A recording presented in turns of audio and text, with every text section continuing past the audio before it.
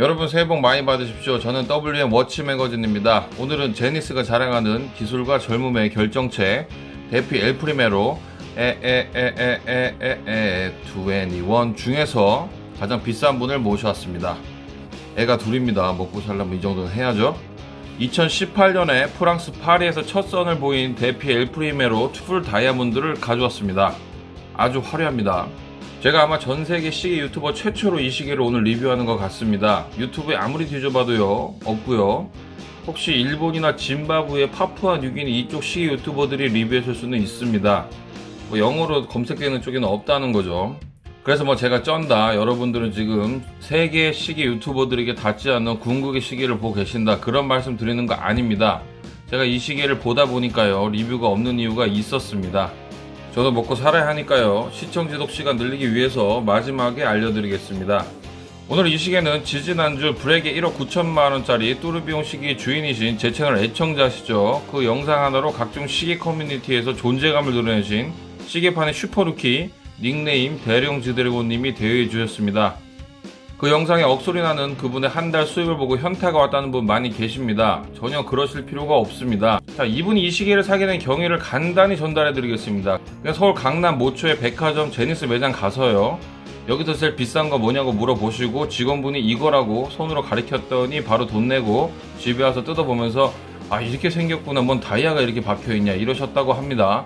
그래서 이 시계에 대해서 너무 알고 싶어서 저희 집 주차장까지 빨간색 람보르기니 타고 오셔서 그냥 쇼핑백 통째로 대여해주고 가셨습니다.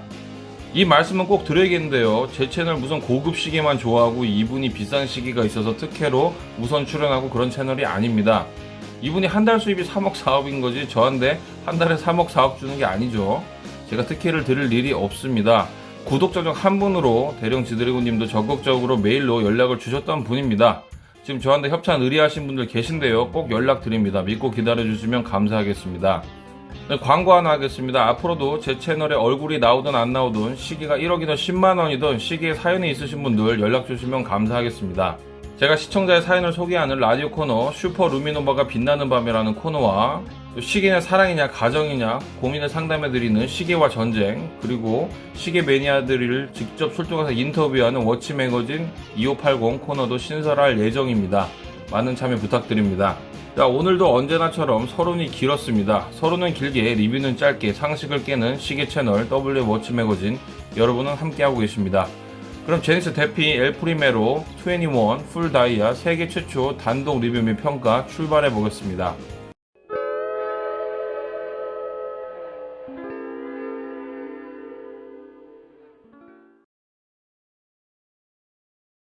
자, 아셔야 될 게 좀 있는데요. 원래 제니스 하면은 엘프리메로가 가장 유명한 라인업입니다.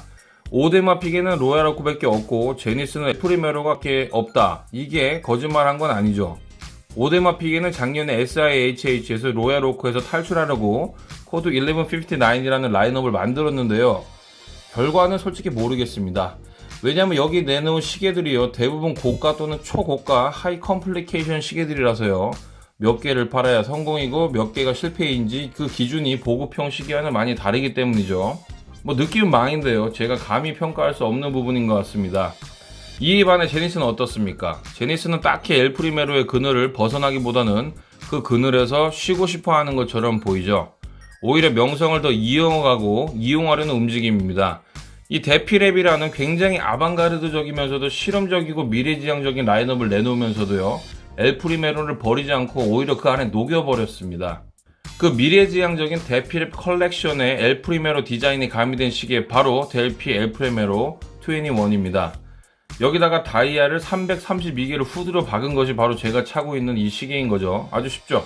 그 밖에 제니스에 대한 설명은 저의 브랜드 사전 2편에 나와 있습니다. 제가 초창기에 PPT로 만든 영상, 만들다가 힘이 들어서 할 말을 다 하지 못하고 마무리해버린 그 비운의 영상입니다. 제니스에 대해서 전혀 모르시는 분들은 이 영상 우선 보고 오시기를 추천드립니다.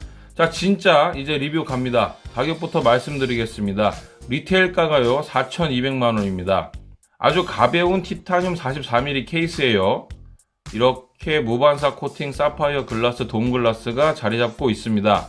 296개의 파츠가 시원하게 보여야 되는데 뒷면에 왕별 모양의 플로터 때문에 조금은 답답한 스켈레톤 시계입니다. 288개의 브릴리언트 컷 다이아몬드가 옆면과 러그 부분에 조직적으로 빼곡히 장착되어 있고요.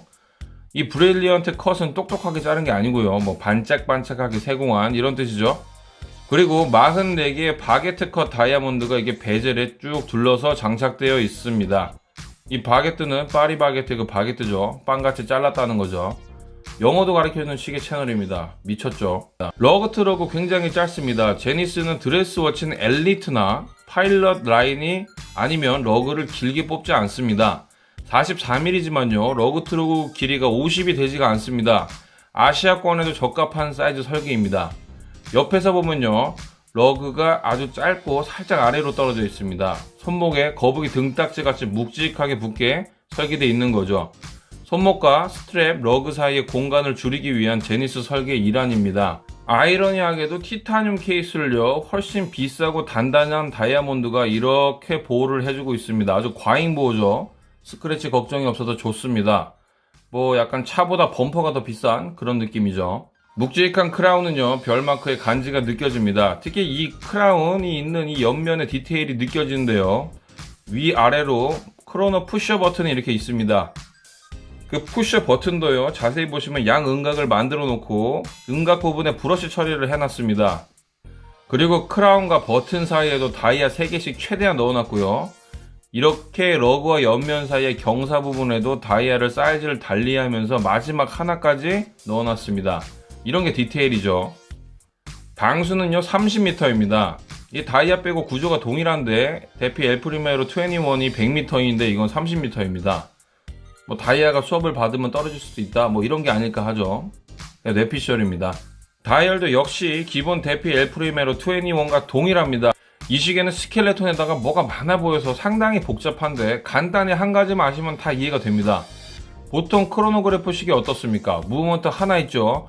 그걸로 시계도 가고 스톱워치도 하고 다 합니다. 근데 이 시계는요 심장이 2개가 있다. 하나는 100분의 1초부터 30분까지 측정할 수 있는 크로노그래퍼를 관장하는 부분이고, 다른 하나는 기본적인 시부처를 나타내는 부분이다. 이렇게 아주 쉽게 정리가 될 수 있습니다. 자, 그래서요 먼저 크로노그래프 파트를 살펴보겠습니다. 이렇게 버튼을 눌러보면요 미친듯이 빠르게 별을 단 크로노그래프 핸드가 움직입니다.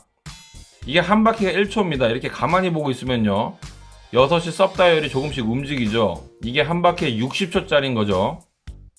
그러면 오른쪽 3시 방향 섭다이얼은 뭐죠? 맞습니다. 바로 한 바퀴 30분짜리 섭다이얼 창입니다. 그래서 다이얼 테두리 림 부분이 1부터 100까지 눈금이 매겨져 있죠. 그래서 스탑했을 때 100분의 1초 단위로 측정이 가능하다. 이렇게 되는 겁니다. 그럼 뭐 100m 달리기 9.86 이렇게 두 자리까지 측정이 된다는 거죠. 핵심 뭡니까? 부자 체육 선생님들 대피 엘프리메로 21 딱 차고 체력장 진행하시면 간지난다는 겁니다. 30분까지 되니까요 1500m 달리기도 됩니다. 한 명씩 뛰어야 되는 게 문제죠.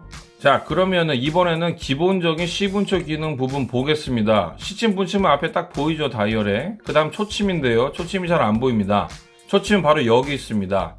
36,000 고진동 무브답게 세 갈래로 나눠진 바가 아주 물 흐르듯이 스무스하게 돌아가는 것을 볼 수 있습니다.